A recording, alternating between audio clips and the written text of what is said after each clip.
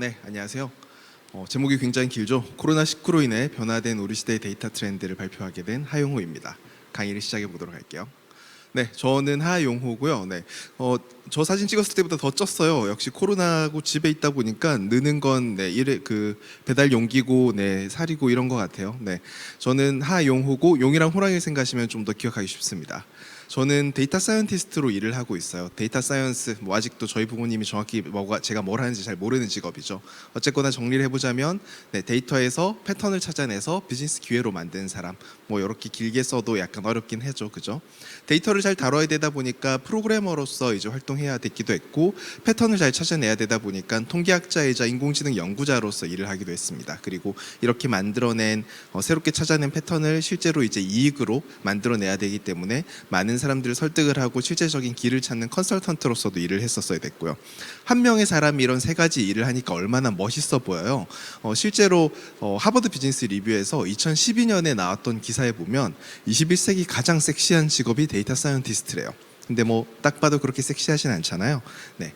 그래서 같은 하버드 비즈니스에서 2018년에 나온 기사가 당시에 데이터 사이언티스트들을 망하게 하고 있진 않냐. 이 데이터 사이언티스트들이 굉장히 많아졌지만 이걸로 실제로 성과를 내는 게 쉽지 않다라는 기사가 나왔습니다. 이 일을 저도 이제 거의 한 10년 가까이 하고 있는데 정말 쉽지 않은 것 같아요. 저는 이제 원래 그 데이터 사이언티스트로서의 시작은 SK텔레콤에서 이제 통신사에서 일을 하면서 시작을 했었어요. 여기에서 전 국민의 절반의 데이터를 열심히 분석을 하면서 이제 많은 인사이트를 얻어낼 수가 있었었죠. SKT 좋고요. 네, 여러분 다른 통신사 쓰시면 번호 이동하세요. 네, 저는 옛 회사를 사랑합니다. 네. 그리고 이제 저는 사실은 또 그 부모님이 공무원이셔서 굉장히 안정지향적인 사람인데 정신 차리니까 창업을 했더라고요. 그래서 넘버웍스라는 회사를 창업을 해서 그 회사의 대표였었고, 네, 어떻게 하다 보니 다행히 잘 되어서 이 회사를 카카오에 매각하면서 엑시스를 할 수 있게 되었습니다. 어쨌거나 스타트업은 네, 뭐 드라마에 막 나왔지만 뭐 남대산 뭐 수지 뭐 이런 사람 없고요. 네, 알죠? 네, 저 같은 사람이 하고 있는 거예요. 어쨌거나 이 회사는 인공지능, 머신러닝, 빅데이터 뭐 이런 걸 하는 회사였었는데 데이터를 가지고 뭔가 이득을 만들어내는 데이터 프로덕트를 만들고 있었고, 동시에 또 사이드로 살기 위해서 여러 회사들의 컨설팅 같은 걸 하면서 또 아주 네, 삶을 제대로 겪어볼 수가 있었었죠. 다행히 이제 이 회사가 카카오에 매각을 하게 되면서 저는 카카오에서 데이터 팀을 이끌게 됐고요. 거기에서 이제 이런 데이터와 비즈니스를 어떻게 연결하는가에 대한 부분을 집중적으로 풀고는 있었습니다. 카카오는 뭐 지금은 여러분들도 잘 아시는 대표적인 문어발 기업이 되었죠. 네, 메신저, 모빌리티 등등 온갖 것들을 다 하고 있습니다. 참고로 저는 카카오의 주식을 하나도 안 가지고 있는데요. 좀 가지고 있었으면 요즘은 훨씬 더 기쁘게 이 자리에 섰을 텐데 하지만 네, 여전히 카카오 사랑해요. 네, 어쨌거나 굉장히 여러 가지 일을 했었었고 뭐 이런 우여곡절 끝에 많은 거를 겪어볼 수 있었던 것 같아요. 굉장히 험난한 데이터 과학자의 길이었지만 저런 많은 경험들을 토대로 여러 인사이트를 얻을 수 있었고, 오늘은 제가 일을 하면서 얻게 된 인사이트를 통해서 도대체 앞으로 세상은 어떻게 변해 나갈까, 그걸 한번 같이 그려볼까 해요. 참고로 최근에 또 창업을 했어요. 정신을 못 차렸죠, 그죠? 불효자 시즌 2를 시작을 하였고요. 저희 부모님의 시름이 깊습니다. 네, 어쨌거나 네, 저는 엑서에지 벤처 파트너스라는 약간 특이한 투자 회사를 창업을 했고요. 이제 스타트업들에게 돈만 보내기보다는 고민을 풀 수 있는 사람을 보내는 네, 그런 일을 하고 있습니다. 보통 제가 가요. 네. 오늘 발표 순서는 이렇게 크게 세 가지로 이루어져 있다고 봅니다. 뭐 이제까지 나왔던 되게 재밌는 여러 가지 엄청나게 다양한 뭐 말들 있잖아요. 뭐 빅데이터니 뭐니 이런 다양한 말들을 한번 정리를 해보고요. 그리고 이제까지는 이해를 했으니까 그럼 앞으로는 어떻게 될까? 10년 뒤의 미래를 한번 그려볼 겁니다. 그리고 그래, 미래까지 그려봤으면 이제 우리는 어떻게 해야 될까? 다가올 세상을 우리는 어떤 자세로 바라봐야 될까에 대해서 이야기를 해보도록 할게요. 자, 첫 번째, 이제까지 나왔던 것들을 한번 정리를 해보죠. 최근 10년 사이에 온갖 용어들이 나왔습니다. 그죠? 뭐 클라우드, 모바일, 빅데이터, 머신러닝, 무슨 새로운 용어 찍어내는 공장이 있는 것 같은 느낌이에요. 그죠? 근데 사실 이 많은 것들은 원인과 결과로 다 이어져 있어요. 그리고 원인과 결과로 다 이어보면 사실 이것들이 굉장히 쉬운 개념들입니다. 과외 강사처럼 여러분들에게 이제 말씀을 드릴게요. 2009년 12월에 KT에서 한국 기준으로 2009년 12월에 KT에서 아이폰을 출시를 했어요. 뭐 12월이니까 2010년이라고 치죠. 그리고 지금은 2020년이니까 10년이 지났습니다. 스마트폰 나온 지 10년밖에 안 됐는데 우리는 뭐 날 때부터 이거 있었던 것 같이 이거 없는 생활 꿈꿀 수가 없죠, 그죠? 완전히 우리 삶에 파고든 스마트폰이고 모바일 세상인데, 자, 이 모바일이 되면 스마트폰이 뭐가 가장 달랐을까요?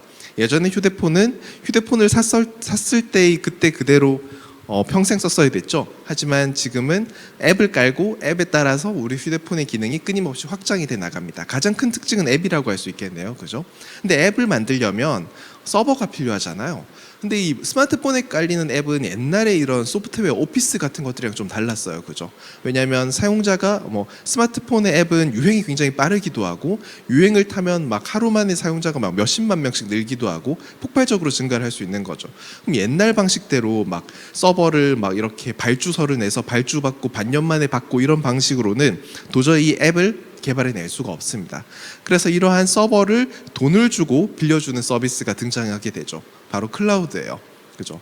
우리는 클라우드에다가 돈만 내면 필요한 컴퓨팅 파워를 끌어다가 쓸 수가 있고, 필요한 무한정의 저장 공간을 쓸 수가 있게 됐어요. 자, 무한정의 저장 공간이 있다 보니까 옛날에는 버렸을 기록들, 사용자들이 어떻게 했더라, 뭐 화면에서 이런 걸 클릭했다더라, 뭘 했다더라, 이런 소소한 정보들까지 다 기록을 해보기 시작합니다. 무한대의 공간이 있고 기록하는데 돈이 얼마 안 드니까요. 자, 그래서 이것들을 다 기록을 하다 보니까 데이터가 폭발적으로 증가하게 된 거예요. 그리고 이 앱 같은 걸 통해서 예전에는 하지 않던 오프라인의 기록도 온라인으로 넘어가게 되거든요. 뭐 예를 들어서 예전에는 짜장면 시킬 때 그냥 전화로 했겠지만, 그래서 아무런 기록이 안 남았겠지만 지금은 배달의 민족 서버에 남아 있을 거잖아요. 이런 식으로 온갖 것들이 데이터로 기록이 되고, 이것도 저장하는데 돈도 얼마 안 들다 보니까 데이터가 폭발적으로 증가하게 돼요. 이렇게 모인 것들이 너무 사이즈가 커지니까 우리는 빅데이터라는 이름을 붙였죠. 자, 이렇게 많은 빅데이터를 보니까 여기에서 뭔가를 할 수 있을 것 같은 거예요. 예를 들어서 어떤 사람이 내가 김밥 천국을 하고 있는데, 온라인상의 김밥 천국이라고 해볼게요. 어떤 사람이 와서 김치볶음밥, 참치볶음밥, 이렇게 잡채볶음밥을 시켜 먹었다면 아마 얘는 다음에 올 때도 뭔가 볶음밥을 시켜 먹겠구나. 그럼 볶음밥 쿠폰 같은 걸 주면 좋아하겠네. 이게 바로 비즈니스 기회죠. 그래서 많은 회사들이 이렇게 쌓여있는 데이터로부터 뭔가 분석을 해내면 우리가 새로운 비즈니스 기회를 잡겠다라는 걸 알게 됩니다.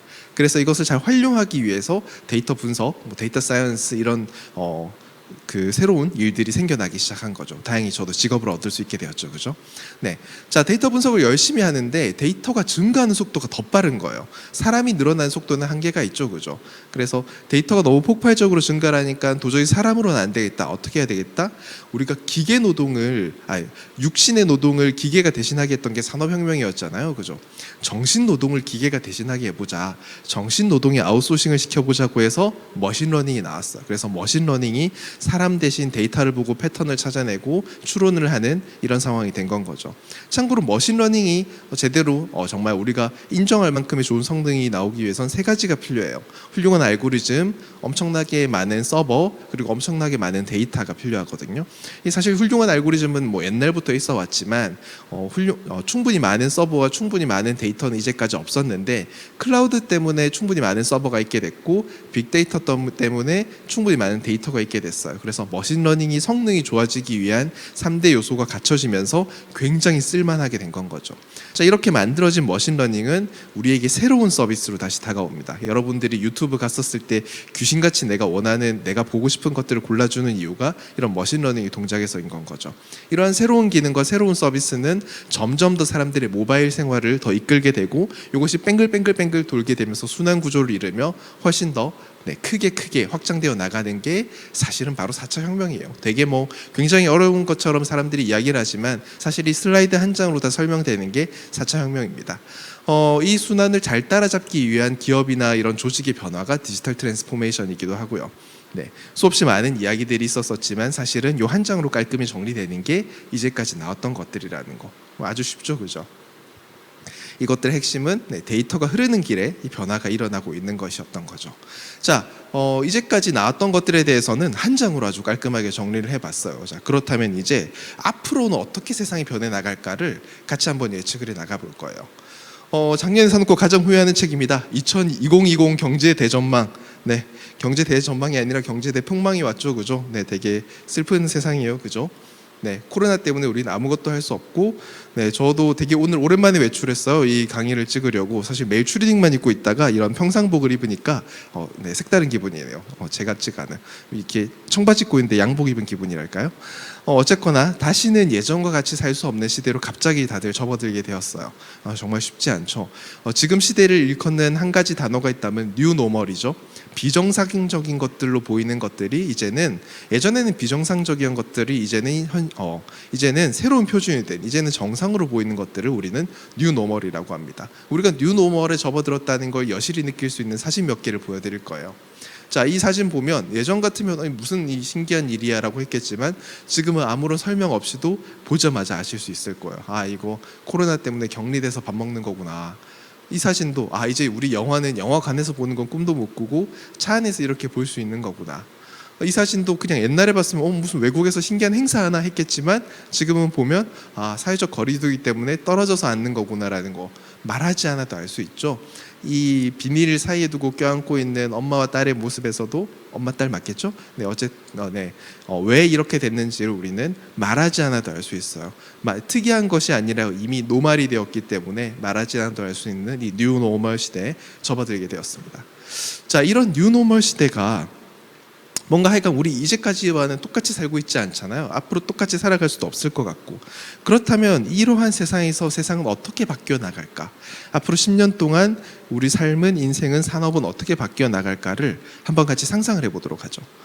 미래를 예측하는 제일 쉬운 방법은 1년 뒤를 상상하는 게 아니라 10년 뒤를 상상을 하는 거예요. 예를 들어서 내가 내년에 전기차를 타고 있을까? 잘 모르겠죠, 그죠? 근데 내가 10년 뒤엔 전기차를 타고 있을까? 난 전기차 타고 있을 거야, 그죠? 그래서 어떤 것들은 극단으로 보내고 나면 굉장히 예측하기가 쉬워져요. 그래서 우리도 10년을 기준으로 미래를 한번 예측해 보도록 하겠습니다. 저는 얼마 전에 TV를 샀어요. 집에 있으니까 할 게 딱히 없잖아요, 그죠? 넷플릭스, 왓챠 가입하면서 열심히 달렸는데요. 네, 좀 더 큰 화면으로 보고 싶어서 큰맘 먹고 TV를 샀는데, 사실 일본 올림픽도 취소됐고 코로나 시국이고 다들 경제도 힘들다고 하니까 TV 값이 좀 저렴하지 않을까라고 생각을 했었어요. 근데 비싸요. 너무 비싸요. 내가 예전에 들었던 가격보다 한 10% 20% 더 비싼 것 같아요. 그래서 검색을 해봤더니 코로나 때문에 중국 공장이 문을 안 연다는 거예요. 중국 공장이 문을 안 여니까 부품이 없고, 부품이 없으니까 생산이 안 되고, 이미 있었던 물건을 팔려고 하다 보니까 이게 굉장히 비싸졌다는 거예요. 이게 되게 무슨 일이냐, 왜 그런 일이 있었냐면, 네, 바로 경제학을 갑자기 나오게 되는데, 경제학에서 말하는 3대 생산 요소가 뭐죠? 네, 기억이 잘 나시죠, 그죠? 네, 노동, 토지, 자본이었어요, 그죠? 노동, 토지, 자본에서 중국은 전 세계에서 가장 임금이, 노동력이 싼 곳 중에 하나였잖아요. 그래서 중국이 짱 먹었죠. 중국은 세계의 공장이 되었고 전 세계의 모든 부품을 만드는 나라였었어요. 그래서 전 세계가 자국의 공장을 다 중국에다 담은 거죠. 우리 근데 요즘 다 주식 많이 하시겠지만, 네, 몰빵 안 됩니다. 네, 계란을 한 바구니 담지 말라고 이야기하잖아요. 근데 전 세계가 중국에 담은 거예요. 그 결과 어떻게 됐나요? 아시죠? 빵 터졌죠, 그죠? 저같이 TV를 굉장히 비싸게 사는 결과가 나왔죠. 아무도 부품을 만들 수 없고, 아무도 물건을 만들 수 없고. 네. 자, 그렇다면 내가 10년 동안, 내가 앞으로 10년 동안, 2030년까지 내가 사장이라고 해볼게요. 내가 글로벌 회사를 운영하는 사장이라면 내가 앞으로 공장 10개를 짓는다면 어디에 짓고 싶으신가요? 그래도 여전히 중국에 지으실까요? 아니겠죠, 그죠? 좀 더 분산해서 짓거나 좀 더 발전된 나라에 짓고 싶겠죠. 근데 그럴 수 있을까? 그런 임금이 비싸지 않을까? 걱정이 될 수도 있는데 그럴 수 있어요. 바로 이 그림을 보면 이해가 가실 겁니다. 자, 이건 테슬라의 공장이에요. 테슬라 공장이 특이한 점은 전부 로봇이죠, 그죠? 사람이 안 보여요, 지금 보면. 네, 굉장히 일단 저보다는 확실히 잘하는 것 같고요. 이렇게 페인트 칠 이런 것들도 전부 다 기계가 하고 있는 걸 볼 수 있어요. 산업용 로봇이 사실 엄청나게 발달했거든요. 우주소년 아톰은 안 나왔어요. 저도 굉장히 기대했지만 안 나왔는데, 우주소년 아톰은 안 나왔지만 사실 산업용 로봇은 우주소년 아톰의 발전 속도보다도 훨씬 더 가파르게 발달했어요. 그래서 생각해보면 자동차 산업은 가장 많은 사람들이 들어가는 산업이잖아요. 그런데도 테슬라는 여기에다가 엄청나게 많은 로봇을 집어넣어서 자동화를 하고 있고, 보통의 자동차 공장 대비 아주 적은 사람들이 일을 하고 있어요. 자, 이러한 시대인데도 새 공장을 예전처럼 많은 사람이 필요하니까 임금이 싼 데다 지어야 될까? 아니겠죠. 큰 공장에 관리한 사람 10명만 있으면, 물론 10명보다 많이 들겠지만 10년 뒤라면 10명밖에 안 될 수도 있어요. 네, 커다란 공장에 관리할 사람 10명만 필요하다면 그래도 중국에 지어야 될까? 아니겠죠. 그죠? 그래서 그러면 공장은 이제 어디에 지어지게 되냐면 바로 시장 근처에 지어지게 돼요. 왜냐하면 지금 다들 국경을 닫는 시대잖아요. 그리고 뭐 이제 미국 트럼프 대통령이 이제 곧 내려오겠지만, 어쨌든 트럼프와 중국의 무역 전쟁으로 이제 엄청 관세 올리고 하는 기사들 우리 늘 봤던 기억이 날 거예요. 지금 가장 비싼 건 임금이 아니라 관세인 시대가 된 건 거죠. 자, 그러면 임금은 이제 상대적으로 로봇 때문에 저렴해지고 관세가 엄청 비싸다면 나는 어디에 공장을 짓냐? 시장 근처에 지어야겠다. 관세를 안 무는 그 나라 안, 또는 그 경제 권역 안에다가 지어야 훨씬 더 이득이 있겠구나라는 생각이 들죠. 근데 사실 방금 말씀드린 건 이미 진행 중이에요. 이게 우리가 흔히 블록 경제라고 이야기를 하는데, 아시아에서 생산해서 아시아에서 소비하고, 미국권, 멕시코에서 생산해서 미국에서 소비하고, 유럽권, EU 안에서 생산해서 그 안에서 소비를 하는 것, 그리고 심지어는 외국에 있는 공장까지도 자국으로 다시 데려오는 리쇼어링이라고 하는 현상까지도 일어나고 있어요. 이걸 사실 제일 잘하고 있는 회사가 테슬라기도 해요. 테슬라는 공장이 3개가 있습니다. 미국에 하나가 있고, 중국에 하나가 있고, 독일에 하나가 있어요. 딱 이 블록 경제 권역의 시장권 안에서, 블록 시장 안에서 관세 안 무는 범위 안에서 짓고 있는 건 거죠. 굉장히 역시 앨런 머스크가 대단하긴 하죠. 우리도 10년 안에 그런 사람을 따라서 일을 하게 되겠죠. 그죠? 자, 그러면 자국 내에 공장을 짓게 되는 건 대략 예상할 수 있게 됐어요. 근데 자국 내에 공장 짓는다 하더라도 어디다 지을까요? 자국 내에 서울 시내 한복판에 짓지는 않을 거잖아요. 그죠? 그래도 그 나라 안에서 좀 땅값이 싼 데다가 지을 거예요. 그죠? 실제로 테슬라의 공장도 리치몬드였나요? 정확히 기억은 안 나는데, 어쨌거나 리치몬드는 아니고 바로 앞에 있었는데, 어쨌건 테슬라의 공장도 캘리포니아에서 약간 좀 한적한 동네에다 지어진 걸로 알고 있어요. 그리고 기가 팩토리 같은 건 거의 사막 한가운데다가 지었죠. 자, 미국에서 사막 한가운데다 내가 공장을 지었다면 여전히 뭐가 문제가 될까요? 여전히 물류는 문제가 돼요. 자국 내라 하더라도 좀 한적한 데다 지었을 테니까요. 그러면 이걸 소비자에게 옮겨야 될 거잖아요. 우리나라는 당일 택배가 되는 이런 아주 잘 모여 있는 나라지만, 미국 같은 경우에는 주와 주 사이를 이동하는 것만 해도 사실 트럭으로 막 10몇 시간씩 20시간씩 이렇게 운전을 해야 되는 그런 상황이니까 여전히 물류가 문제가 될 거예요. 이 물류를 해결해 줄 키워드가 있습니다. 10년 뒤의 물건은 여러분들이 잘 아는 그것, 바로 자율주행이죠. 10년 뒤에는 자율주행이 사실은 너무 아주 높게 발달해 있을 거예요. 그죠? 근데 아주 높게 발달하지 않아도 돼요. 왜냐하면 이미 만들어졌거든요. 고속도로를 달리는 트럭에 대해서는 사실은 이미 쓸 수 있을 정도로 올라와 있습니다. 이건 바로 UPS가 작년에 냈던 기사인데요. UPS가 이제 사실 UPS, DHL 이런 게 이제 가장 세계적인 물류 회사죠. 그죠? 그래서 UPS가 투심플이라고 하는 이런 인공지능 자율주행 회사와 손을 잡고, UPS가 이제 서로 미국의 한 주에서 다른 한 주로 옮겨가는 이러한 트럭들을 자율로 대체하는 것들을 실험을 했고 이미 상용 수준에 이르렀어요. 너무 트럭에 대해서 너무 잘 가는 거죠. 사실 미국의 도로라는 거는 막 끝없이 쭉쭉 이어진 직선 도로고 사실 크게 어려울 게 없으니까 이렇게 그 사이를 오가는 거는 이미 지금도 할 수 있을 정도로 올라왔다라는 거. 근데 여기서 한 발자국 더 나가 볼 수도 있어요. 그러면 창고에서 그 트럭에 싣고 고속도로로 가는 것까지는, 고속도로에서 다른 도시까지 갔다면 그 고속도로에서 다시 시내로 접어드는 데까지는, 근데 거기는 여전히 사람이 운전해야 되는 게 아닌가요? 사람이 운전 안 해도 돼요. 바로 이 기술이 해결할 수 있어요. 5G. 뜬금 5G가 나오죠, 그죠? 맨날 TV 광고에서나 보고 5G 돈만 비싸고 느리다던데 이런 이제 이야기들이 있는데, 사실 지금의 5G는 5G의 전체 스펙이 아직 깔리지 않아서 그래요. 5G에서 가장 큰 특징은 2개가 있어요. 우리가 흔히 아는 전송 속도, 1초에 몇 메가를 받을 수 있는가라는 전송 속도가 있고, 다른 한 가지는 반응 속도라는 거예요. 레이턴시라고 이야기를 하는 건데, 저쪽에서 신호를 보냈었을 때 여기서 받는 걸 눈치채기까지 얼마나 걸리는가라는 건 거죠. 반응 속도가 빠르면 여기서 삑 하면 여기서 바로 빠박하고 이렇게 오는 건데, 이 반응 속도가 사실은 5G의 가장 큰 특징이에요. 엄청나게 빠른 반응 속도를 가지고 있거든요. 우리 기존의 LTE 같은 경우에는 신호를 보내면 처음으로 첫 번째 신호를 이제 확인하기까지 0.04초 정도 걸려요. 보통 0.04초면 아주 민감한 사람은 느낄 수 있을 정도의, 저는 둔해서 못 느끼지만 그 정도의 지연이라고도 해요.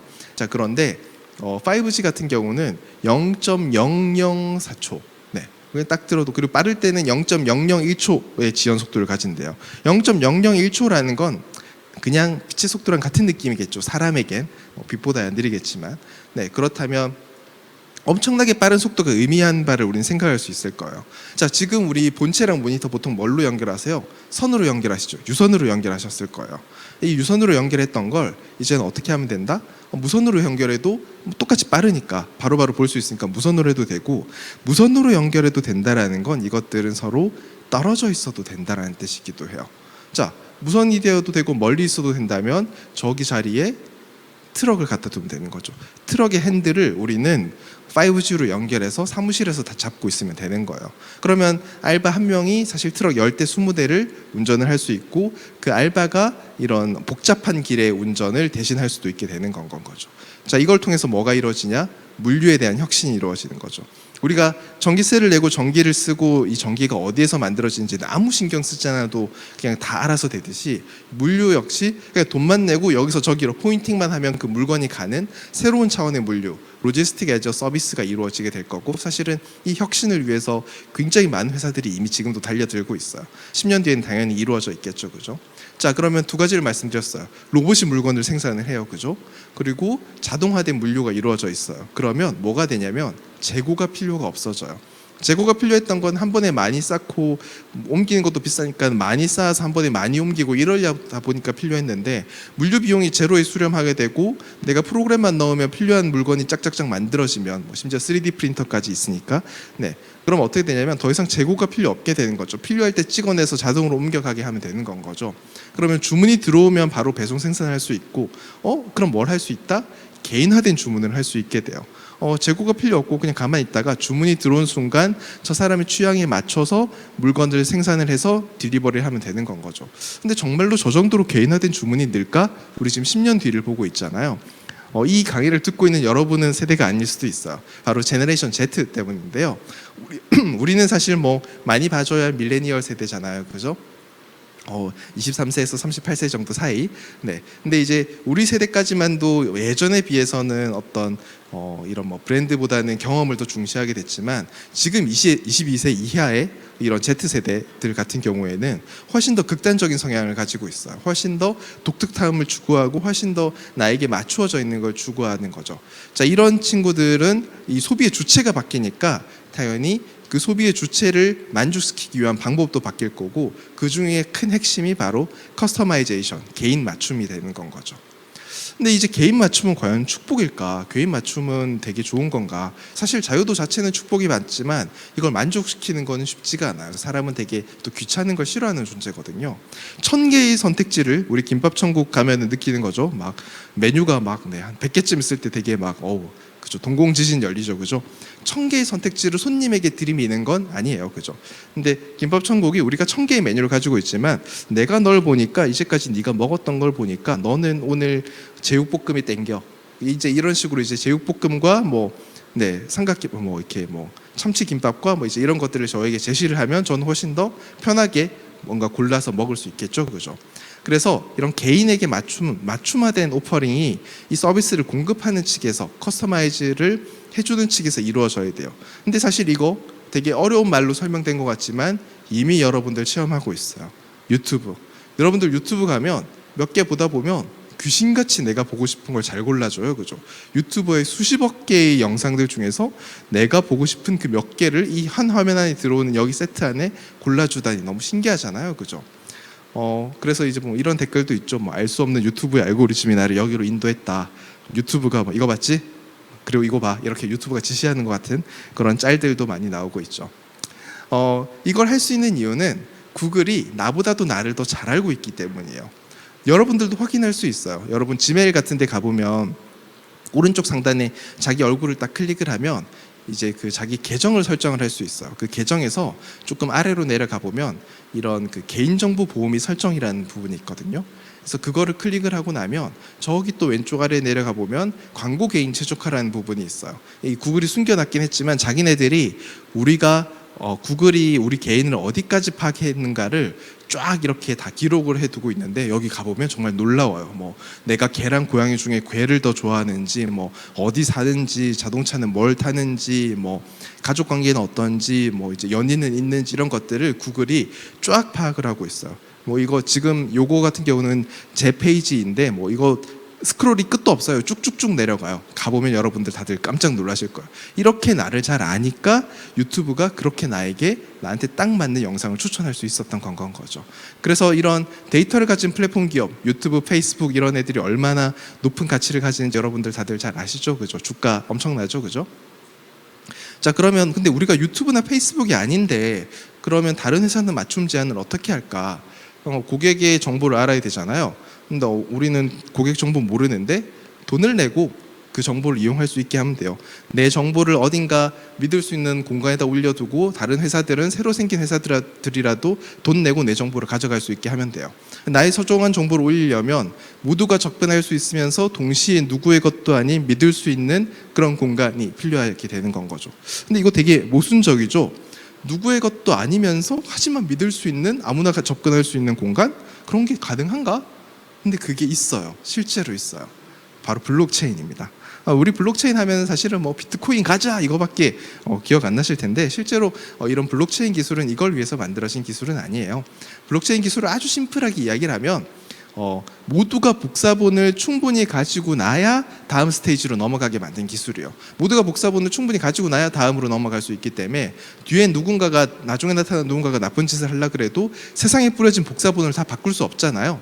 그러다 보니까 이거 못 바꾸겠구나 이렇게 해서 이제 신용이 생산해지는 거죠. 그래서 기술로서 신용이 발생하고 유지되는 건 거죠. 블록체인은 아주 심플하게는 전 세계에 복사본을 뿌려서 신용을 확보하는 기술이라고 보면 돼요. 되게 쉽죠, 그죠? 근데 이제 꼭 여기서 주고받는 게 돈일 필요는 없어요. 그냥 정보면 되거든요. 근데 이 돈이 제일 소중한 정보다 보니까 이걸 너무 먼저 하긴 했지만 실제로는 정보를 유통하기 위한 채널이라고 보시면 돼요. 원래 공유지의 비극이라는 말이 있는데 공유지에서는 막 서로 자기 욕심을 채우다가 거기가 황폐해진다는 건 거죠. 근데 블록체인에서는 공유지의 희극이 발생해요. 예를 들어서 뭐 이런 포인트 교환소를 만든다 치면 뭐 롯데, GS, 신세계가 한쪽 서버에다가 자기 정보 넣는 거 되게 싫어하겠죠, 그죠?